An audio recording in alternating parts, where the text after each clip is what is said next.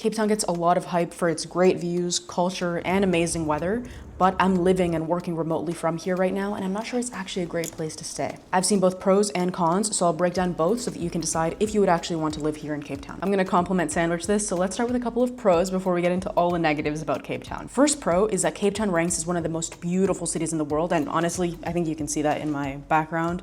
Let me change the focus so you can see my background properly, but yeah, that can't be denied. Gorgeous mountains, as you can see. You're by the sea, so you have beautiful ocean views. You also have Stellenbosch nearby with the beautiful vineyards, and it's just not often that you have a city amongst all of this natural beauty. Aesthetics are really important for me. I love beautiful surroundings, so just waking up and seeing these beautiful mountains every day brings me endless peace and joy. The second pro of Cape Town is that it's in the southern hemisphere, so when it's winter in most of the major digital nomad cities, it's summer over here, so if you're looking to basically keep chasing summers, this is a good place to come in northern hemisphere winter. Now that I've said some nice things, I'll tell you why I wouldn't come back here.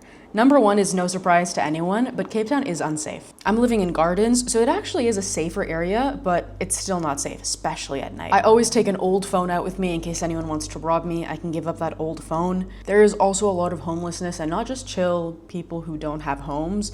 I mean aggressive, on drugs, in tents lining up the streets quite a bit in some areas. I saw one man that was completely out of it on the ground, naked, and I think he was touching himself. It was uncomfortable. I tried to walk away as quickly as I could, but yeah, definitely uncomfortable. And something that was actually hard to watch or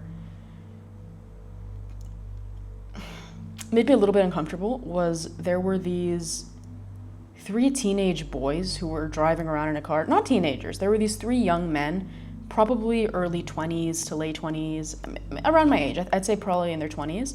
And they kept going around the block. They were driving aggressively, and then they would go up to the guy who's, let's just not even talk about that. Even in broad daylight, there have been some areas that are unsafe, so it's not only at night. There are a lot of areas in the city center where I'll be going in an Uber, of course, and the Ubers roll up the window because people will go into the car to rob you or go through the window, so you can just feel how unsafe it is where they have to roll up the windows. You're not even safe inside of a car. I was also once, actually, this was early on, I was walking in an area in the city center and a kind old man told me, well, he asked me where I was going and he told me not to keep going the direction I was going because I was going to get robbed. At night, it gets especially dangerous because there aren't a lot of people walking around, so you only really have the shady characters and there wouldn't be any witnesses if they did anything, so I have felt very uncomfortable the few times that I've walked a little bit at night. Usually it's just to go to a store that's close by here.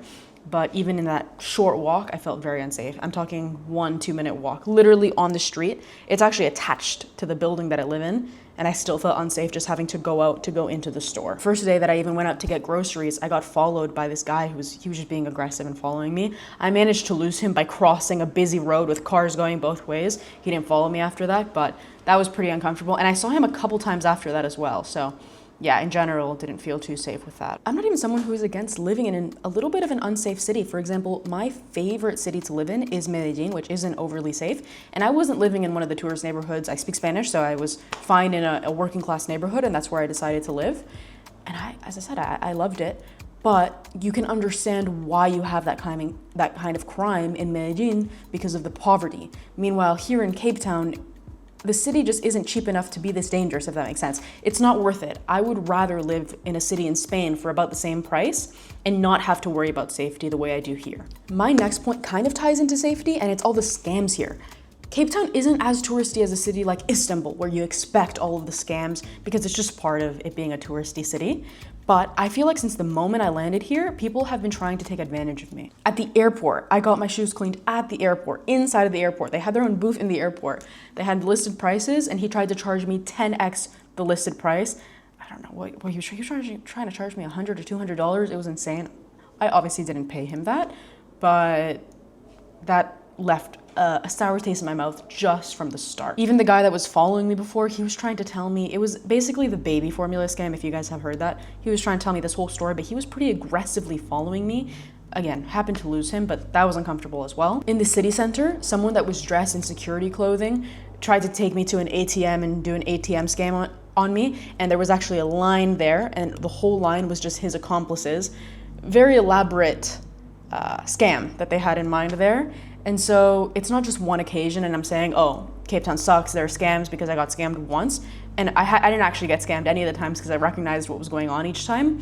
But still, multiple times, people tried to scam me. And even though I've visited a lot of very touristy cities before, and sure, I've seen scam attempts or people trying to tourist price me or whatever it is, I've seen all of that before. But the fact that it happened so many times here in Cape Town is why I'm including it in the list. I understand that scams are part of travel, but it got to the point here where anyone who asks me where I'm from, I just tell them I'm from Venezuela so they don't try to take advantage of me for being Canadian, and in general just kind of assume the worst of everyone. And I just don't like living in a place where I feel like everyone is out to get me. Obviously, not everyone in Cape Town is trying to scam me. I'm not saying that this goes for everyone, but it's enough that for safety reasons, you're better off kind of assuming the worst in everyone. And I don't really like to have that outlook on life, but it's really the only outlook you can have in order to be safe in this kind of society. So I just wouldn't want to live somewhere like here. Another thing, and I actually didn't even have this in my list because it just happened yesterday, is load shedding is back in Cape Town. There hadn't been any load shedding for 10 months,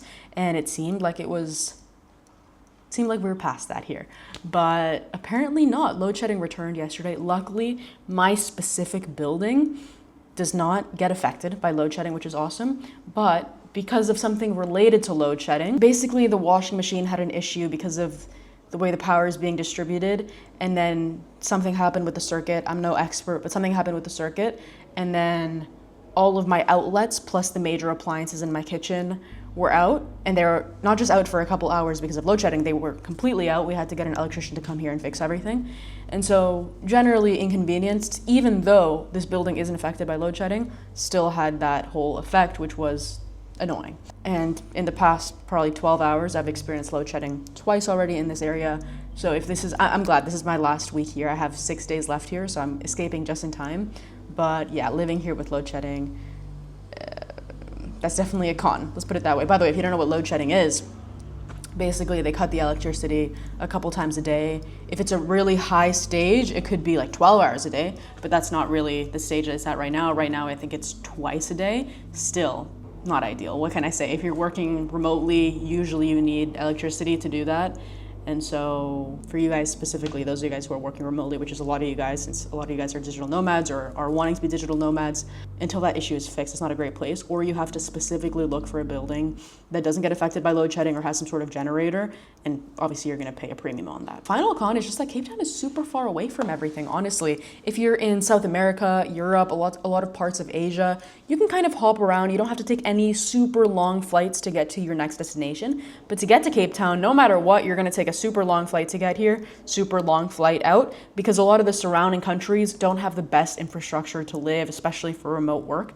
So yeah, I have no plans of visiting any of the nearby countries, which means I have to take a long flight to get out of here, which kind of sucks.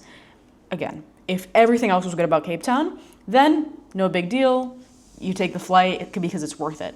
But on top of all the other cons, I just don't think it's worth it to do that long trip just to come here to Cape Town, honestly. There are a couple last pros before I give the final verdict. Number one is that Cape Town is generally pretty walkable. I'm in Gardens again, so it's a very walkable area. It does depend where you are. Obviously, if you're in the suburbs, I don't know how walkable it is out there.